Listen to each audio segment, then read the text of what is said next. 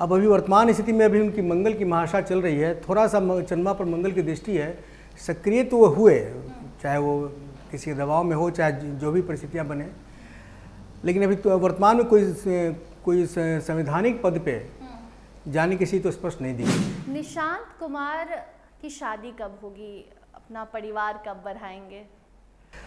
देखिए वो एक अलग विषय है। वैसे इनके विवाह वाले स्थान में बृहस्पति और मंगल की युति है और ये दोनों ग्रह विवाह के दृष्टिकोण से अच्छे नहीं माने जाते। चाहे तो थोड़ा सा चूँकि बोलते कम हैं वो, थोड़ा सा बोलने की स्थिति थोड़ा ज़्यादा स्पष्ट, राजनीति के क्षेत्र में बोलना अति आवश्यक है, तभी आप आकर्षित कर सकते हैं लोगों को। उसकी कमी है चूँकि शनि और बुध एक साथ ही बैठे हैं। जब शनि किसी साथ बैठ जाते हैं, बुध जो है वाणी का कारक ग्रह है, अब उसके लिए एक पन्ना भी अगर धारण करते तो चीज़ें काफ़ी सुधर सकती थी, काफ़ी इम्प्रूव करती।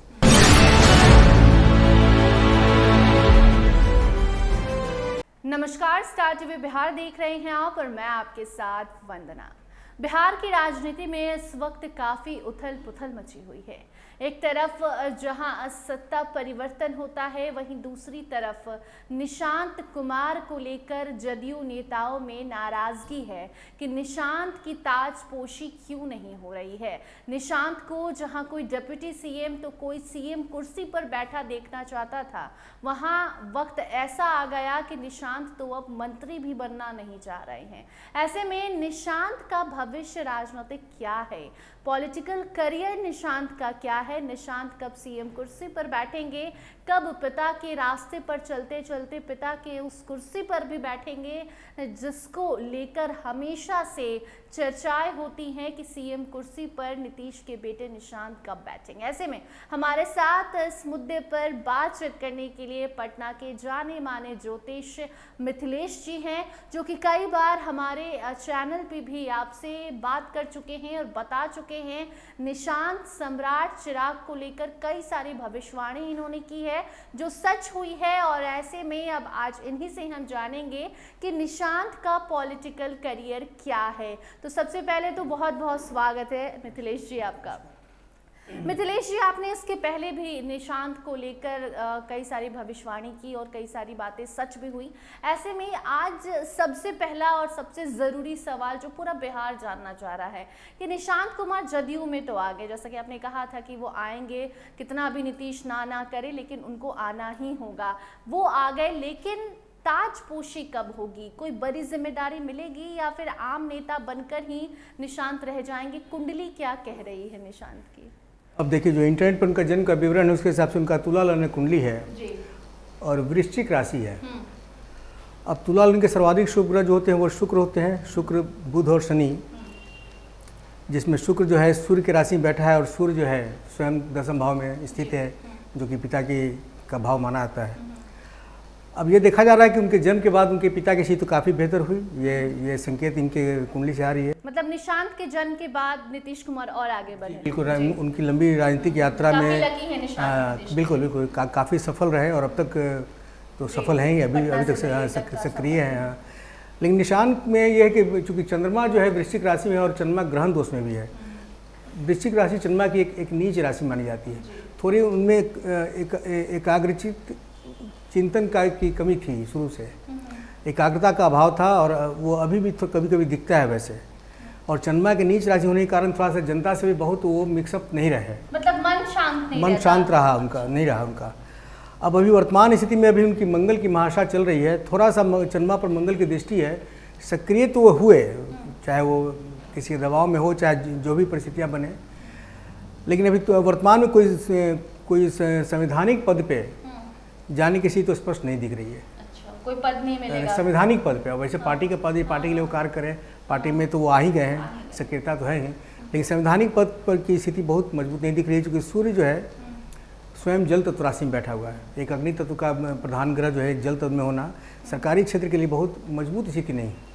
तो निशांत के लिए एक स्पेशल निशांत टीम भी बनाया गया है, निशांत कुमार को ट्रेनिंग भी दी जा रही है। तो कब तक ऐसा होगा कि निशांत कुमार को कोई संवैधानिक पद मिले? अभी अगले साल, उसके अगले साल, कब तक ऐसा? नहीं, अभी तो उनके मंगल की महादशा चल रही है और मंगल की महादशा हालांकि इस साल जुलाई के बाद समाप्त हो जाएगी। अच्छा। उसके बाद राहु की महादशा आरंभ होगी, उसमें कुछ संभावना है कि कुछ जो है कुछ विशेष रूप में वो निखर कर बाहर आए।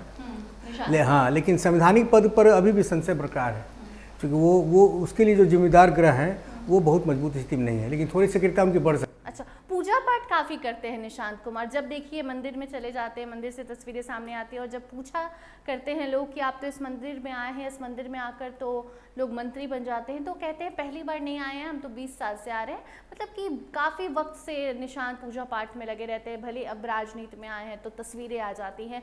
तो ऐसे में ये जो ग्रहण आपने बताया जिसके कारण उनको कोई संवैधानिक पद नहीं मिलेगा, जनता से उतना कनेक्ट नहीं हो पाएंगे, तो कोई पूजा पाठ, कोई ग्रह काटने के लिए कोई अंगूठी या फिर कुछ भी ऐसा जो आप बताना चाहें एज अ ज्योतिष? देखिए, वैसे तो वो कई बड़े बड़े ज्योतिष संपर्क में जरूर होंगे, ऐसा नहीं है। नीतीश जी भी खुद रहे हैं, उन्होंने भी रत्न धारण किया हुआ था। अब हमारे हिसाब से अगर उनको रत्न धारण करना चाहिए तो उनको एक नीलम पहनना चाहिए था। नीलम पहनते तो एक अप्रत्याशित सफलता मिल सकती थी, वहाँ पे कुछ चीज़ें जो है विशेष आती। और चाहे तो थोड़ा सा, चूँकि बोलते कम हैं वो, थोड़ा सा बोलने की स्थिति थोड़ा ज़्यादा स्पष्ट, राजनीति के क्षेत्र में बोलना अति आवश्यक है, तभी आप आकर्षित कर सकते हैं लोगों को। उसकी कमी है, चूँकि शनि और बुध एक साथ ही बैठे हैं। जब शनि किसी साथ बैठ जाते हैं, बुध जो है वाणी का कारक ग्रह है और शनि चीज़ों को थोड़ा धीमा करता है, तो बोलने में वो थोड़े धीमे हैं। अब उसके लिए एक पन्ना भी अगर धारण करते तो चीज़ें काफ़ी सुधर सकती थी, काफ़ी इम्प्रूव करती। वैसे भी राहु की महादशा आरंभ होगी इस बार जुलाई के बाद, तो थोड़ी उम्मीद हम लोग करते हैं वो अगला 18 साल चलेगा। 18 साल लंबी महादशा है, उसमें उनकी सक्रियता बढ़ेगी, ये हम कह सकते हैं। ठीक है। निशांत को लेकर अगर आखिरी सवाल करें, क्योंकि निशांत कुमार की शादी कब होगी, अपना परिवार कब बढ़ाएंगे? देखिए, वो एक अलग विषय है। वैसे इनके विवाह वाले स्थान में बृहस्पति और मंगल की युति है, और ये दोनों ग्रह विवाह के दृष्टिकोण से अच्छे नहीं माने जाते हैं। बृहस्पति के बारे में ये कहा था कि बृहस्पति जिस भाव में बैठते हैं उस भाव का नाश कर देते हैं, क्योंकि इतने बड़े हैं, इतने वजनदार ग्रह हैं, सबसे बड़े ग्रह बल्कि ये कह सकते हैं।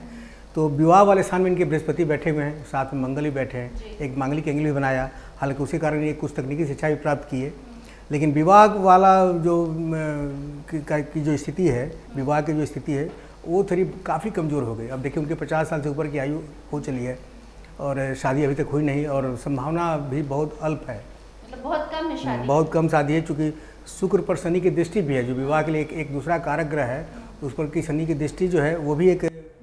कोई ऐसा साल कि मतलब उसमें थोड़ा बहुत भी चांस हो उनकी शादी की?